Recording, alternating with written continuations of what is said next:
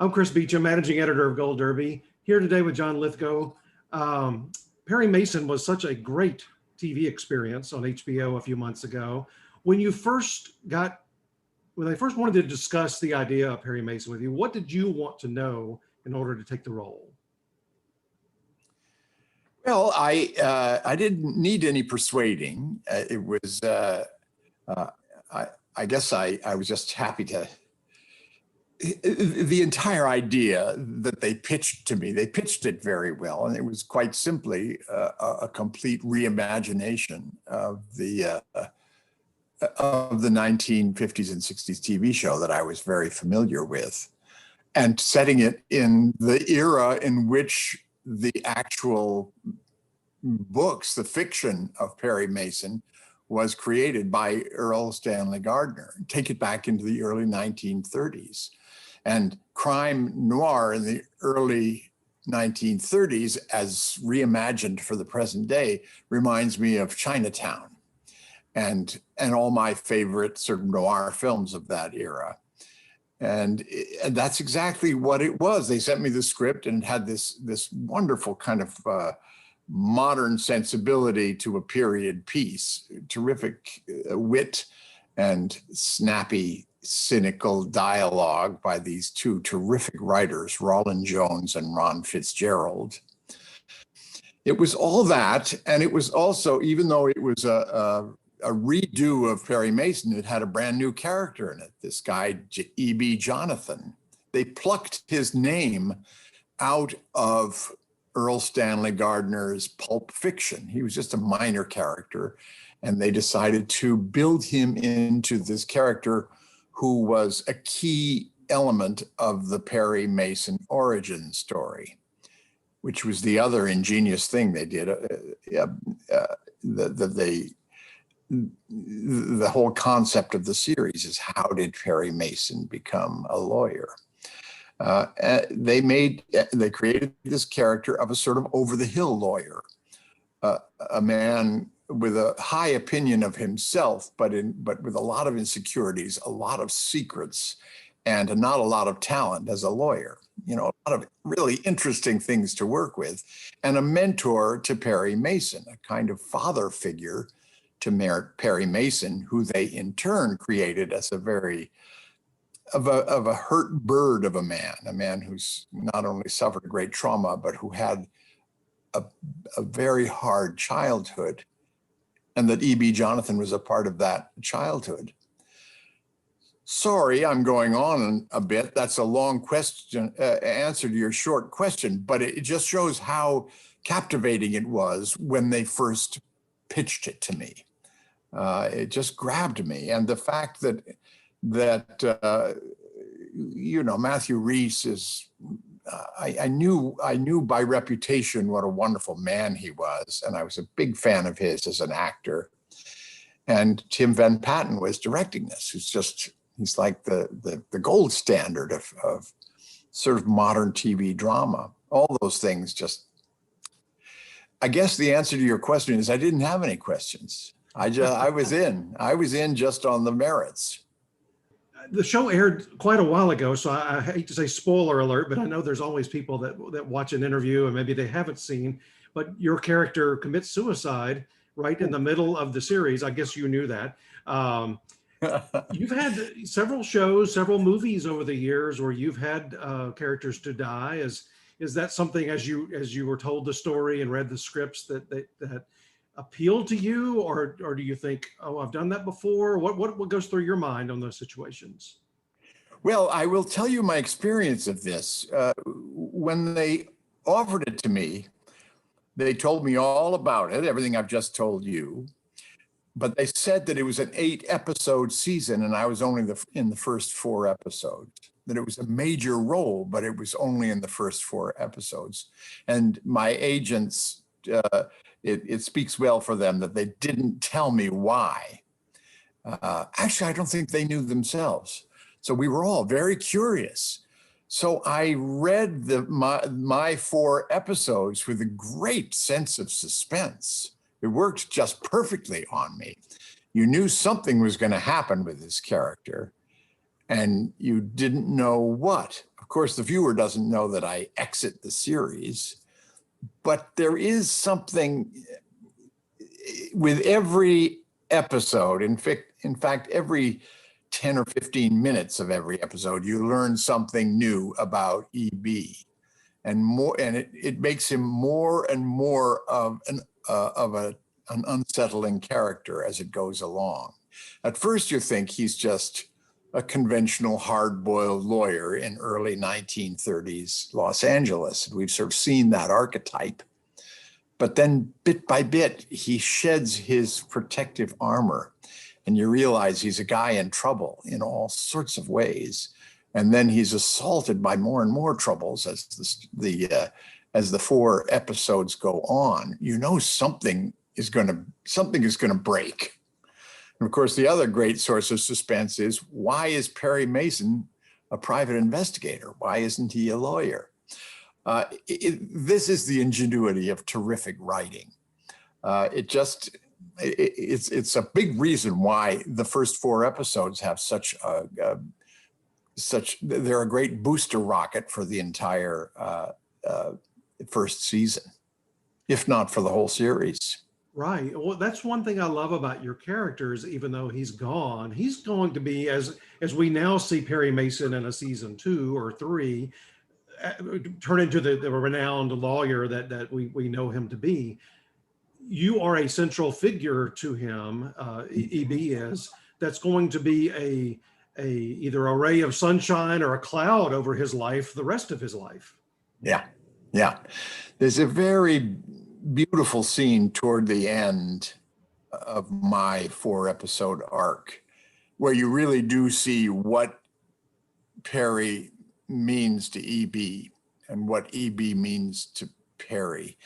And when I talk about the more and more things you learn about EB as it goes along, that's the best example of that. There he is talking about how he knew how EB knew Perry when he was a little boy, and he knew his parents, and how Perry Mason just regarded him as, oh boy, that's something I want to be. It's really my favorite scene in those 4 episodes. He happens to be drunk and completely lost by that time, my character. Maybe that's why I like it so much. There was a lot to work with. You mentioned Matthew Rhys. I've interviewed him several times over the years, mainly for The Americans.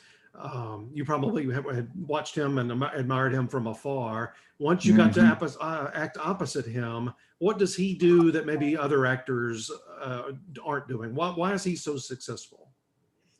Well, for one thing, he really loves the business. He just loves to act. He has a great time doing it. He's very funny. He's very positive. A wonderful guy to work with. The way he switches in and out of character, as soon as he switches out of character, he's just having a delightful time. And then he switches into character and suddenly he's this brooding and complex man. Beautifully prepared all the time, terrific professional, but a delightful man. I'll tell you, the very first time I met him, I was sitting in the makeup chair in the makeup trailer, and he walked in. Everybody greeted him like their best friend, and he had brought freshly laid eggs for all the hair and makeup people. He and Carrie were living in some sort of sublet house that had chickens. It was sort of an urban farm. So he brought in fresh eggs for the crew. I mean, this was Matthew Rhys. I mean, talk about meeting cute. I just adored the guy. And he digs deep when you're working with him too. He's my favorite kind of actor. He takes it very seriously and has a very good time. When I have interviewed him or seen him at a party or something, he's speaking in his Welsh accent, but he often plays American. So when he does have his regular, normal, everyday accent, it always throws me because I forget that he's not from America. Yeah, it's very startling. I actually have never seen him in an English role, I think. Have I? I don't think so. It's been a while. He's been on so Yeah. many series in the Yeah, past but few I mean, years. he came out of the Royal Shakespeare Company. He was quite a major actor over there before we got to know him over here. I don't know that you might set or close to setting a record at the Emmys. You've already won 6 times. There's only 3, 4, 5 people ahead of you on acting wins at the Emmys. Is that right? Julia Louis-Dreyfus and Cloris Leachman, who we lost this year, have 8. Yeah. And Mary Tyler Moore, Ed Asner, and Allison Janney have 7. So it's quite possible over in September you might join that 7 group. Wow. Just talking about acting wins, not producing, directing, writing, all of those. Yeah. What Yeah. would that mean to you if you were to join an illustrious group like that and pick up a 7th Emmy Award? Well, it would be delightful. And they're all friends of mine. It's sort of frenemies, as it turns out. They're my competition. No, that would be great. I mean, I mainly have all these Emmys because of Third Rock, because I won 3 Emmys for the same role.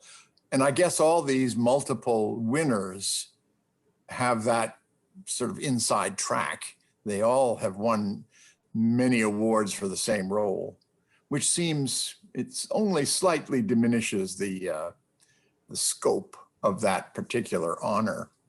I'm just delighted by it. I mean, everything I've won awards for are things that I was very, very proud of. And it's always nice to be recognized for that. Almost anything I say on the subject sounds like a cliche, but it does make me feel awfully nice to win 6. As a matter of fact, I will tell you a little confession. When I was nominated for The Crown, I knew I had a pretty good chance.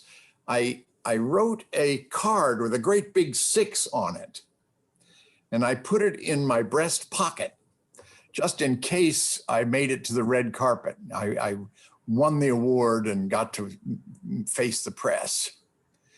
It turns out they didn't call me back to meet the press. Oh, no. Because I had to be there for a close-up when Claire Foy was nominated or something like that.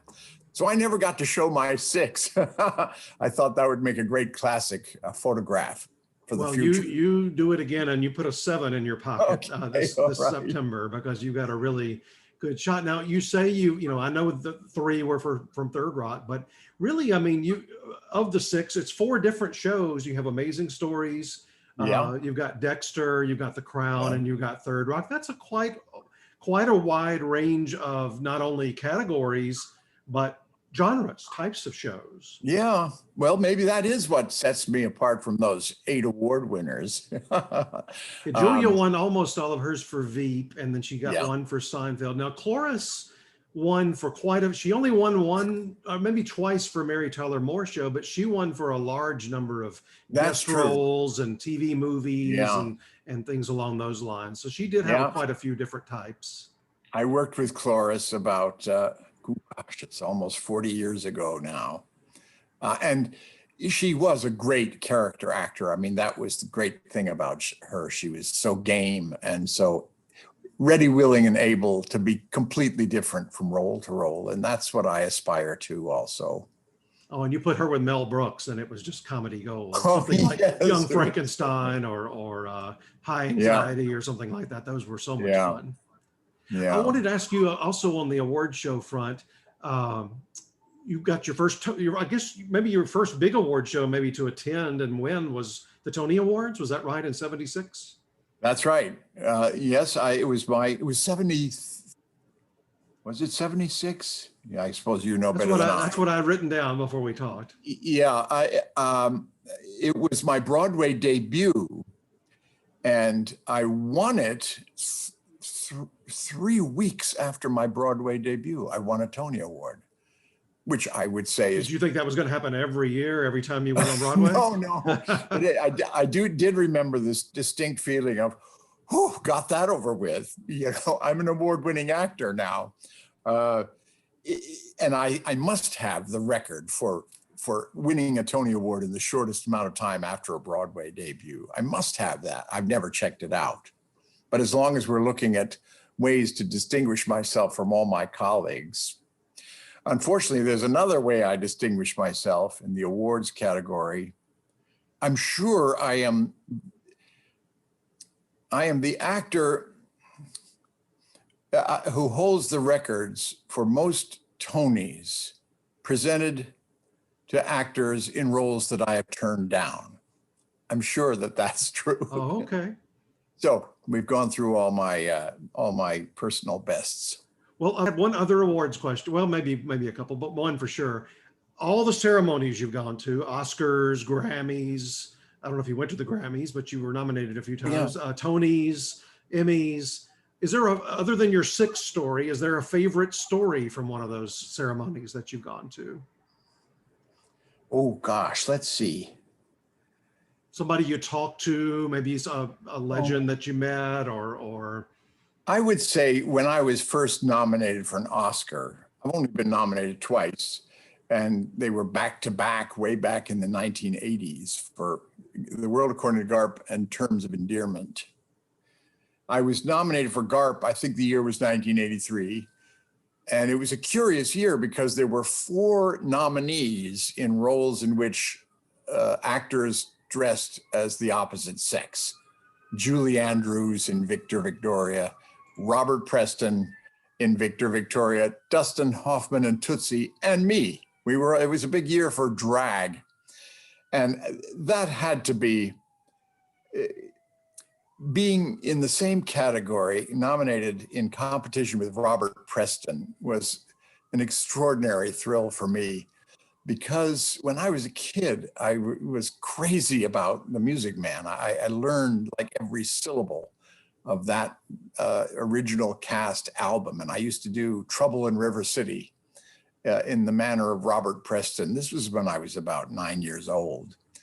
So to meet him for the first time at the luncheon for Oscar nominees in the same category as me, and just experience that great spirit and that huge smile, I would say that was, well, that is cool. That was up there with the great thrills. Well, Hugh Jackman is bringing Music Man back to Broadway. Maybe there's a role in there for you. That's right. Well, maybe there is. Of course, I don't know. I would be in such a state of envy the entire time, wanting to play his role. I'm going to give you the highest compliment possible. And I don't think there are many people in the acting profession I would say this about. You remind me of Angela Lansbury in that almost everybody you go, oh, they're a little more Broadway, or they're a little more TV, or they're a little more film. She's one of those. I mean, she's got an honorary Oscar. She's in the TV Hall of Fame. She's got, I think, the second most Tony Awards of any performer. So you really can't say she's one of any of those 3. And I would say that about you too. I mean, all these Emmys, the Oscar nominations, the Broadway, you continue to go back to Broadway over and over and over again. You got the 2 Tonys. When you started your career, was that the goal? Did you want to have as much of a mix as possible? No, Chris, I was, it's funny, I grew up in a theater family, and my father was a sort of actor manager of classical repertory theater. It was, he ran Shakespeare festivals. And I grew up, we lived in about 8 different places. I knew American repertory theater. And when I finally decided to go ahead and be an actor, all I imagined was being an American repertory theater actor. I never thought I'd be on Broadway.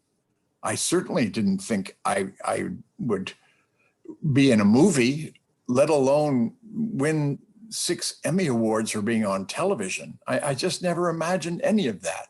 And I think, I just loved acting. And the fact that my father was a producer of Shakespeare, and I was in 20 Shakespeare plays before I was 20 years old. If you think about the Shakespearean canon and Shakespeare companies, it's a different play every night of a very, very different kind. Comedy, tragical, historical, pastoral. The man who wrote Hamlet also wrote Comedy of Errors. that's how I see my career. I never calculated it that way, but I realized that that's sort of where I came from. So much of what I bring to acting in movies and TV is a sort of theatricality. I have to almost suppress it. I sort of warn directors every time I start working with them. I said, I will be way, way too big right out of the gate. I warn you, but I will give you that. It's your job to just calm me down, tone me down. But you'll find that there's certain things I bring to this that you never thought you would have. And if you want to, you can cut it in. So that's just having theater chops. It comes in handy, and it just makes acting a lot more fun. And it also opens up a lot. I mean, I'm so incredibly flattered that you have put me in the same category with Angela Lansbury and almost created a category for the two of us. Because not many people I think of in that form of you just can't really define what area their career is. And if you think about Angela, it's so obvious to me that she loves to act. I mean, I saw her in Blithe Spirit on Broadway when she was about 87 years old. She had to wear an earwig in her ear in case she forgot her lines, which is starting to happening to me too. But she just didn't stop. And after I saw her do that, I heard that she was touring around England in the same production, like 3 years later. She just never stopped loving acting. And that's another reason why I'm very flattered that you would compare me to her, because I do too. One final question, since we talked about Oscars. I'm assuming you've been an Oscar voter all these, say, almost 40 years since your first nomination. Whenever I have an Oscar voter on, I like to ask this question. In all that 40 years you've been voting, what were a couple of performances along the way of other people, obviously? I asked that of Alan Alda once. He went, of mine or other people? A couple of performances along the way that just blew you away. You couldn't hardly wait to vote for them on the Oscars. Oh, gosh. Daniel Day-Lewis in My Left Foot. That was an extraordinary performance. Antonio Banderas in the recent Almodovar film he did, in which he embraced his old age and worked so much. Collaborating with Almodovar, whom he'd worked with so many times, playing Almodovar's alter ego. That was a wonderful performance. There are just so many of them. If you gave me a little bit more time, I would spout. Well, I know them. there's some every year that yeah, but those are two stunning ones. There are a lot of times when there have been great performances that I voted for and didn't win and was very disappointed. And some great performances that weren't even nominated or even noticed. There's a lot of those too. Well, I'm gonna tell you, speaking of Angela Lansbury, I think one of the greatest performances I've ever seen in a movie was Manchurian Candidate. And she would have won almost any year, and she comes up against Patty Duke playing Helen Keller. And you just, I mean, how can you not vote for Patty Duke and Helen Keller? I mean, you weren't voting then, and I'm certainly not voting, but just sometimes it's that luck of the draw of the year that maybe you fall in, and just one of my favorite performances ever. Yeah. I know it's, the last time I was nominated for an Oscar, I was nominated against Jack Nicholson. We were both in the same movie, Terms of Endearment. That's right. Now, who did you suppose was going to win that one? Well, he had won, he'd won once before at that point. Cuckoo's Nest. But Shirley won. That was great. And the movie won, and Jim Brooks won. So yeah, it was a big night. Oh, I was not complaining, believe me. Well, this has been a thrill for me. I've always wanted to do an interview with you, even though we met a couple of times. We had not done something like this, and hope we get to see you on the red carpet for the Emmys this September. Well, I'll be looking for you, Chris, if I'm there. Thanks so much. This was really fun. I knew it would be.